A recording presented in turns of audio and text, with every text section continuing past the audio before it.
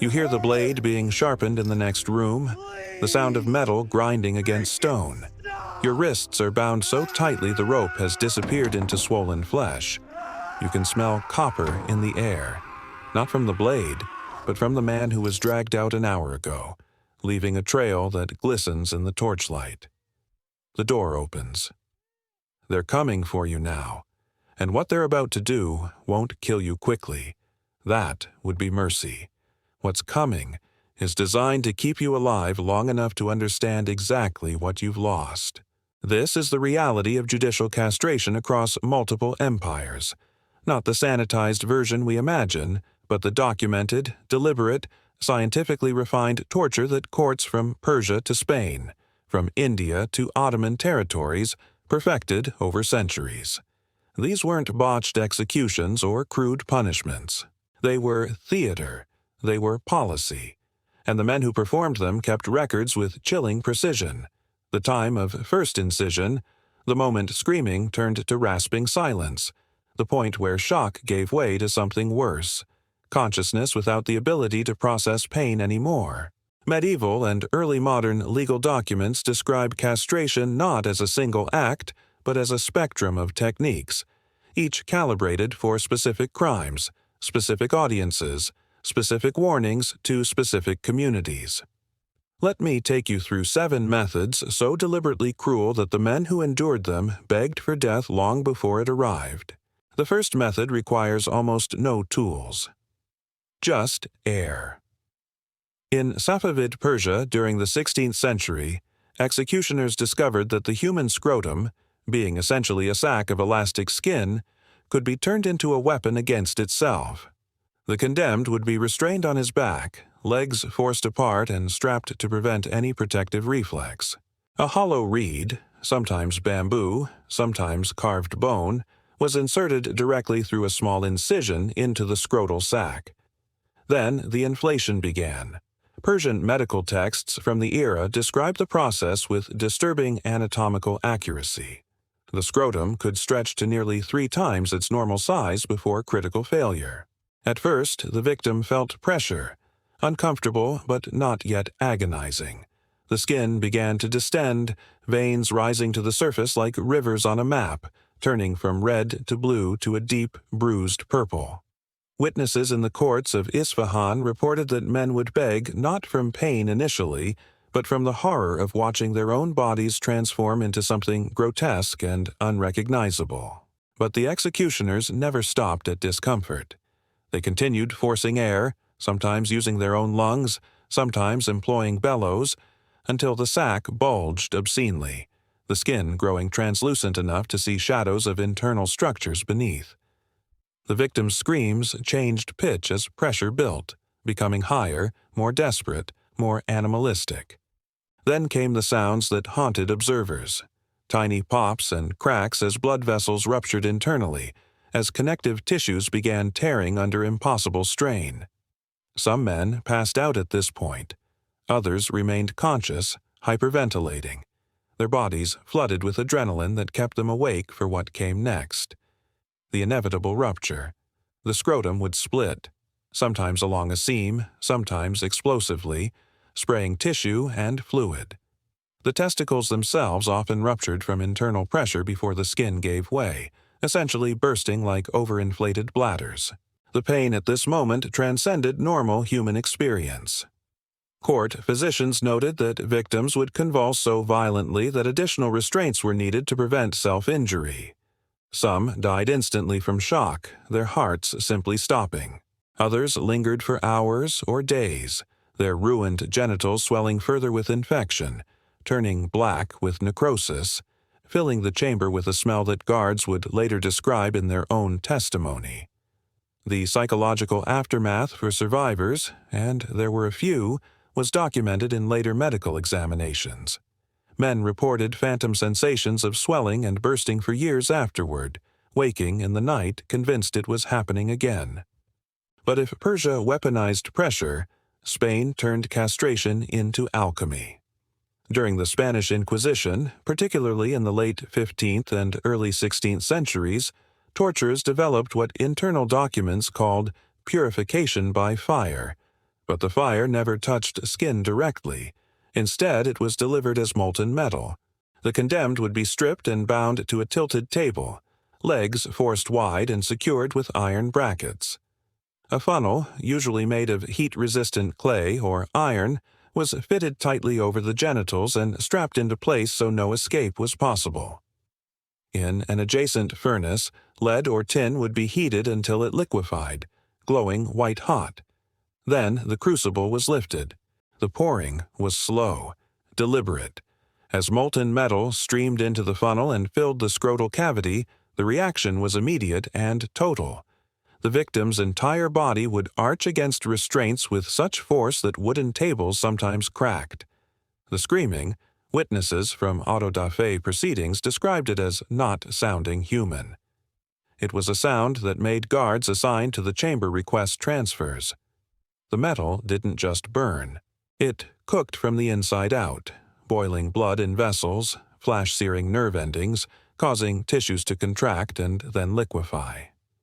Smoke rose from between the victim's legs, actual smoke, carrying the smell of burning flesh that would cling to the chamber walls for days. Inquisition records note that some men fainted within seconds, their nervous systems overwhelmed, but others, perhaps due to individual neurological differences, perhaps due to the sheer intensity of stimulus, remained conscious. They felt their organs dissolving inside their own bodies. When the metal cooled, it hardened into a grotesque cast. Sometimes the funnel was removed while still hot, taking charred skin with it. What remained was a blackened, shriveled mass that bore no resemblance to human anatomy. Infection was guaranteed. Survival was measured in days at most, usually spent in delirium, the body fighting sepsis it couldn't possibly win against. The inquisitors documented this as a purifying punishment, burning away sin at its source. But what it truly demonstrated was how ideology could transform humans into architects of suffering so profound it challenges comprehension. In Mughal India during the 16th century, castration served multiple purposes.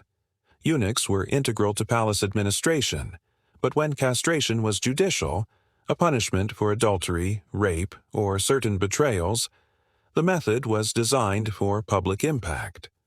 The technique involved boiling, but not fire alone. The condemned would be restrained in a seated position, his genitals exposed and held forward with leather straps attached to weights. A cauldron of liquid, water, oil, or sometimes milk, was heated over a fire until it reached a rolling boil. Then the genitals were submerged, not cut first, not numbed, plunged whole into boiling liquid. Flesh reacts to extreme heat with violent contraction. The skin tightens instantly, then blisters, then begins to slough away in sheets. Testicles, being delicate organs, rupture almost immediately, their contents essentially cooking and expanding until the membrane splits. The screaming at this moment was so consistent that Mughal execution grounds were positioned away from residential areas specifically to avoid disturbing local populations. But the cruelty was in the duration. Executioners were trained to remove the victim after several seconds, allowing a brief respite where shock began to dull sensation, then plunge him back in, again and again. Each immersion caused further destruction, muscle tissue breaking down, blood vessels bursting, nerves dying in layers. If milk was used instead of water, it created a particular horror, a sweet, nauseating smell that witnesses described as similar to cooking cream, a scent that afterward made them unable to consume dairy without nausea. By the end, the genitals were reduced to pale, soft masses of disintegrated tissue. Most men died from shock or blood loss within hours. The few who survived faced guaranteed infection in an era before antibiotics, plus permanent incontinence and the social death of forced eunuch status without the palace positions that made such status bearable. Across parts of medieval Europe, particularly in Germanic regions during the 14th and 15th centuries, executioners discovered that the simplest tools could be the most effective. A rope was all that was required. The condemned would be bound upright to a post, legs spread and secured separately so no protective reflexes could interfere. A rough hemp rope, chosen specifically for its coarse, fibrous texture, was looped tightly around the base of the scrotum, then twisted. Not yanked, not cut, simply twisted, like wringing water from cloth. The initial sensation was crushing pressure. Within a minute, circulation was completely cut off. The scrotum below the rope began to swell immediately, blood pooling with nowhere to go, turning the skin a dark, mottled purple. The victim's breathing changed, rapid, shallow, panicked, as pain built from uncomfortable to unbearable. But the executioner continued, slowly, steadily rotating the rope. Witnesses at public executions in Bavaria and Saxony described what happened next with forensic detail. The skin of the scrotum, stretched and deprived of blood flow, would begin to tear. Not all at once, but gradually, like fabric pulled to its limit. First, small splits would appear, leaking clear fluid and blood. Then, larger ruptures as internal structures, tubes, vessels, connective tissue, were crushed and severed by the tightening rope. The testicles themselves, compressed by the twisting action, would sometimes be forced upward through the inguinal canal, sometimes downward and out through ruptures in the skin. The sounds were what observers remembered most. A wet, fibrous tearing combined with the victim's screams that would rise and fall in waves with each rotation of the rope. Some executioners were instructed to stop when the organs were exposed but still attached, leaving the man to bleed slowly. Others continued twisting until nothing remained but shredded tissue tangled in hemp fibers. Court records indicate this method was used for crimes of sexual violence, the symbolic nature of the punishment clear to the crowds who gathered. The efficiency was part of its spread across Europe. It required no specialized equipment, no fire, no preparation. Just a rope, strength, and patience. Men who survived the initial torture, and a few did, faced guaranteed infection, permanent mutilation, and social exile. Medical texts from the period note that survivors often died within weeks from sepsis, their wounds never properly healable with medieval medicine. In North African regions, particularly among certain Berber and Bedouin communities during the medieval period, scorpions were abundant, venomous, and terrifyingly effective as instruments of torture. The method required preparation. A small wooden or clay box, just large enough to cover the genitals, would be collected along with dozens of scorpions, sometimes the larger species that could deliver more venom, sometimes the smaller ones whose stings were more numerous and painful. The condemned man would be staked out on the ground, naked, legs spread. The box, filled with scorpions, would be strapped tightly over his groin and sealed, leaving only small air holes. Then he was left. For the first minutes, there was only the sensation of movement, legs and tails scratching against skin, the victim thrashing uselessly against stakes and ropes. The first sting brought a needle of white-hot pain. Then another. Then several at once as the agitated scorpion struck repeatedly. Scorpion venom attacks the nervous system, causing intense localized pain that radiates outward, accompanied by swelling, muscle spasms, and, in sufficient quantities, systemic effects, difficulty breathing, convulsions, cardiac arrhythmia. But concentrated on the genitals, the effect was catastrophic. The scrotum would swell grotesquely, the skin turning purple-black as venom and defensive immune responses flooded the tissue. The pain was described in period Arabic texts as fire in the veins, a burning, electric agony that made every muscle in the body contract involuntarily. Victims would scream themselves hoarse within the first hour, but the torture lasted far longer. Some scorpions would continue stinging for hours before exhausting their venom. The man remained conscious through most of it, his body pumped with adrenaline, unable to escape or even shift the box an inch. Eventually, tissue necrosis would set in. The combination of venom, immune response, and crushed blood flow would cause the flesh to begin dying even while the victim still lived. The smell of rotting tissue would fill the air as gangrenous infection spread. Most men died from a combination of shock, venom toxicity, and infection, their deaths taking days. The screams, according to travelers' accounts who witnessed such executions, were unlike anything human, high-pitched, animalistic wails that could be heard across desert camps. This method was reserved for the most serious betrayals, particularly violations of tribal law or codes of honor. The symbolism was clear. Just as the scorpion attacks what threatens it, so the punishment attacked masculinity itself. In Germanic territories during the late medieval period, particularly in cases of adultery or sodomy, courts sometimes ordered what records coldly term mallet punishment. The condemned would be forced to kneel, thighs spread wide, with his genitals placed on a flat stone or hardwood block. The executioner approached with a heavy wooden mallet, sometimes studded with iron, sometimes simply worn smooth from repeated use. The anticipation was deliberate torture. The victim knew exactly what was coming, saw the tool, understood the mechanics. That psychological buildup, sometimes lasting minutes as the executioner positioned himself, was considered part of the punishment.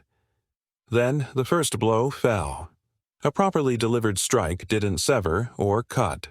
It crushed. The scrotum flattened against the stone with a wet, dull thud. Blood vessels ruptured instantly, spraying across the block and the executioner's legs. The testicles, being relatively delicate organs, burst under the impact, their contents exploding outward like eggs dropped from height. The pain was immediate, total, and unlike anything else in human experience. Victims described it, those few who survived long enough to give testimony before dying of infection, as feeling like their entire lower body had exploded. The second blow followed quickly, shattering whatever remained, pulverizing tissue into paste. Some executioners were instructed to stop at 2 blows. Others continued, methodically reducing the genitals to nothing but shredded flesh and shattered bone fragments from the pelvis. Public execution records from cities like Nuremberg and Munich describe crowds watching in silence, the sound of mallet on flesh echoing across marketplaces. Children were sometimes brought specifically to witness, the trauma intended as a deterrent etched into young minds. Survivors, and the definition of survival here is limited, faced catastrophic infection. In an era before modern medicine, the crushed open wound provided a perfect environment for bacteria. Most men developed fevers within hours, their wounds turning black with necrosis, crawling with maggots by the second day. Death usually came within a week, the body succumbing to sepsis. The simplicity of this method, requiring only a mallet and stone, made it popular in rural areas where elaborate execution equipment wasn't available. It was brutality distilled to its essence. Blunt force, applied with precision, designed not just to destroy but to demonstrate power.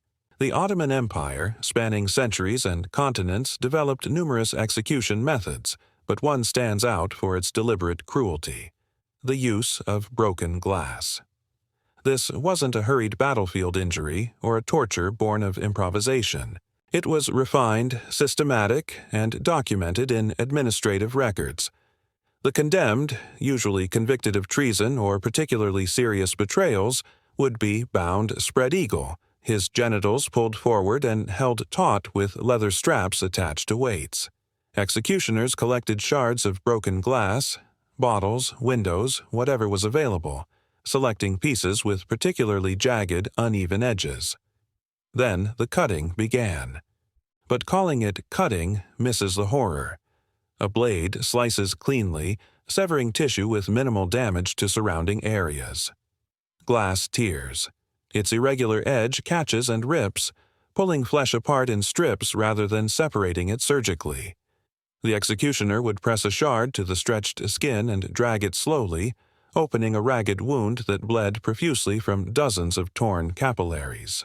The sound was what witnesses remembered: a wet, fibrous tearing, like cloth being ripped underwater, but with a softer, organic quality that made it somehow worse. The victim's screams were constant, But what disturbed observers more was when screaming stopped and was replaced by ragged, wheezing gasps as vocal cords damaged themselves from sustained shrieking. The torture didn't proceed quickly. Using shard after shard, sometimes dozens of them, the executioner would peel away flesh in ribbons, layer by layer. Each pass exposed new nerves to air, a sensation that even in our modern age with anesthesia is considered unbearable. Without it, with nerves raw and firing constantly, the pain transcended what the human mind is designed to process. Some executioners stopped midway and poured salt or vinegar onto the exposed tissue before continuing, not because it served any practical purpose, but because the resulting screams satisfied the requirements of spectacle. By the end, nothing recognizable remained. The genitals were a ruin of shredded skin, exposed muscle, severed vessels pumping blood in weak spurts as blood pressure dropped from loss of fluid. Most men died on the table from hemorrhagic shock. Those who didn't faced infections that 16th and 17th century Ottoman medicine couldn't treat. The wounds, vast and open, became breeding grounds for bacteria. Fever set in within hours. Delirium followed. Death came within days, sometimes while the victim was still bound to the table, sometimes after being thrown into a cell to die alone. Ottoman legal records indicate this punishment was specifically reserved for those whose betrayal was considered particularly intimate: bodyguards who turned on their masters, advisors who revealed state secrets, servants who violated trust. The symbolism was explicit. Just as glass shatters trust by breaking transparency, so the traitor's masculinity would be shattered, piece by jagged piece. These weren't random cruelties. They were techniques, perfected over centuries, with executioners keeping notes on optimal temperatures, rotations, venom doses. The screaming eventually stopped, not from mercy, but because voices burned out and hearts failed. Yet in the archives, one echo remains louder than the rest. These were acts of humans, not monsters, operating within laws they believed served justice.